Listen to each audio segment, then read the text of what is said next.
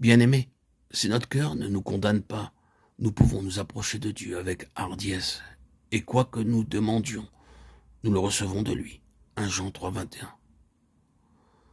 Nous avons une petite sœur, que ferons-nous de notre sœur? Si elle est un mur, nous bâtirons sur elle des créneaux d'argent. Si elle est une porte, nous la fermerons avec du cèdre. Cantique des Cantiques 8, 8, 9. Quels privilèges sont ceux de l'âme cachée qui s'appuie sur son bien-aimé. Si vous demeurez en moi et que mes paroles demeurent en vous, dit-il, demandez tout ce que vous voudrez et cela vous sera accordé. Jean 15, 7. Confiante en ses promesses, elle expose les besoins de ceux qui l'entourent. Nous avons une petite sœur. Que ferons-nous pour notre sœur? Elle peut lui parler de ceux qu'elle aime, ayant l'assurance qu'ils sont aussi dans le cœur du bien-aimé. Et il répond, nous bâtirons sur elle des créneaux, ou bien elle sera lambrissée avec du cèdre. C'est-à-dire, nous agirons avec elle selon ses aptitudes. Laisse-la à mes soins.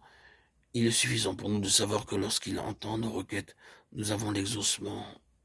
L'intercession d'Abraham ne suspendit-elle pas momentanément le jugement de Dieu prêt à fondre sur Sodome, de sorte que Lot fut sauvé?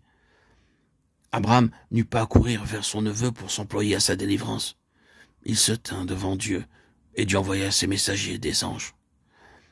Ainsi, les enfants de Dieu peuvent, dans le sanctuaire et en communion avec un Dieu vivant et tout-puissant, placer des remparts autour de ceux qu'ils aiment et les garder à leur insu jusqu'à ce que le temps venu, ils soient amenés à la connaissance du Seigneur. C'est ainsi que le bien-aimé enseigne à ceux qui sont cachés en lui à user des privilèges de leur situation, à agir sur la main qui peut mouvoir le monde en intercédant devant Dieu en faveur du peuple. L'âme appuyée sur son bien-aimé reçoit de lui de nombreux enseignements. D'abord, il lui a appris à se connaître elle-même. Elle est, par sa nature, un vase de terre. Ensuite, il lui a dévoilé l'amour parfait de celui qui la possède, la jalousie de Dieu, afin qu'elle soit débarrassée de toute impureté. Maintenant, il la ramène aux affaires de cette vie. Ensuite, il lui a dévoilé l'amour parfait de celui qui la possède, la jalousie de Dieu, afin qu'elle soit débarrassée de toute impureté. Maintenant, il la ramène aux affaires de cette vie, afin qu'elle soit, dans les plus petits détails, un économe fidèle. La vie d'union avec lui doit être manifestée dans chaque parole, chaque regard, toute action. L'Esprit céleste doit la pénétrer complètement, même en ce qui semble moins important. Le Seigneur est fidèle, et il révèle sa pensée en toutes choses à ceux qui s'attendent à lui à tout instant du jour.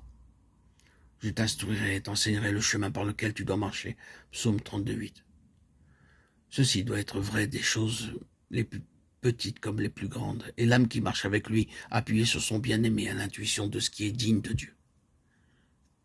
Elle va de lumière en lumière, discernant toujours mieux la pensée du Seigneur dans les choses pratiques de la vie quotidienne. Ce qu'on a nommé le côté séculier de l'existence devient pour elle les affaires extérieures du roi. L'âme rachetée maintenant dans l'intimité du bien-aimé. Les intérêts du roi sont les siens aussi.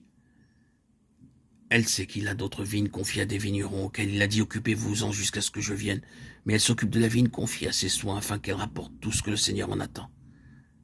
Elle regarde à lui pour qu'il lui enseigne à travailler habilement, de façon intelligente.